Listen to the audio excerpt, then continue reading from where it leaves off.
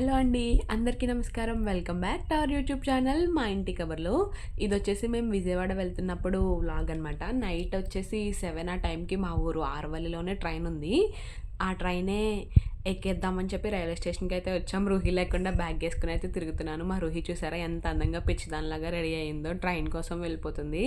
చాలా కంట్రోల్ చేయవలసొచ్చిందండి అల్లరి. చాలా అల్లరి చేసేసింది అసల. ఆ తర్వాత అయితే భీమవరం అయితే వచ్చేసాం.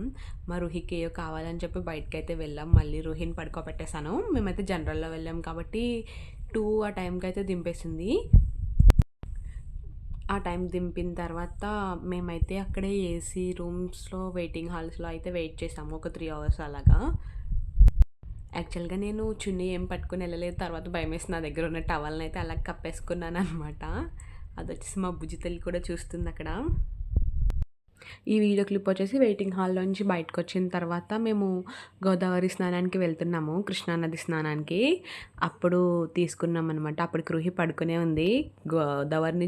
కృష్ణానదిని చూసిన తర్వాత అయితే లెగిసిపోయి చాలా ఎక్సైట్ అయ్యి ఈజీగా 2 అవర్స్ అయితే మేము నదిలో ఆడుకున్నాము. టైమే తెలియలేదసల. చాలా బాగున్నాయి వాటర్ కూడా ఫ్రెష్‌గా. ఇది అందరికీ తెలిసిందే కదండీ! విజయవాడ స్టేషన్ అయితే బయట ఇలా ఉంటుంది. చాలా అందంగా ఉంటుంది కదా! ఎవ్వరు వెళ్ళినా ఖచ్చితంగా ఫోటోస్ అయితే తీసుకుంటారు. బట్ మేము వెళ్ళిన టైం పర్ఫెక్ట్ కాదు. అందుకనే తీసుకోలేదు ఇంకా. నేను నా బ్రష్ మర్చిపోయాను. ఆఫ్టర్ ఏ లాంగ్ టైం పందు పుల్లతో నేనైతే బ్రష్ చేశాను. పందు పుల్ల అంటే మీ అందరికీ తెలుసా అండి? వేప పుల్ల. అక్కడ షాప్ ఆవిడైతే ఫ్రీగా ఇచ్చారు. దాంతోనే బ్రష్ చేశాను. దానికి కూడా కావాలని తీసేసుకుంటుంది. తర్వాత ఫ్రెష్ అయిన తర్వాత నేనైతే ఇలాగా రాణి పింక్ కలర్ అయితే డ్రెస్ తెచ్చుకున్నాను. అదే వేసుకుని బొట్టయితే పెట్టించుకున్నాను. నేను ఒక్కదాన్ని పెట్టించుకున్నాను. ఇంకెవరు పెట్టించుకోలేదు. అక్కడ ఫ్లవర్స్ కూడా చాలా చౌకండి. మనకి ఇక్కడ 40 రూపీస్ తీసుకుంటారు. కానీ అక్కడైతే 20 రూపీస్ తీసుకున్నారు. మూర చాలా బాగున్నాయి.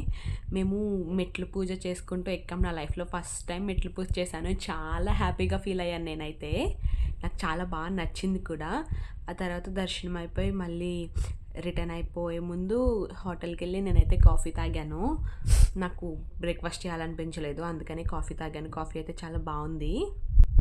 వచ్చినప్పుడైతే చాలా టైర్డ్ అయిపోయాం. ఎండ అసలు వేడొచ్చేసింది ట్రైన్‌లో. అందులోని 2 అవర్స్ అయితే స్టేషన్‌లో అయితే వెయిట్ చేయవలసొచ్చింది.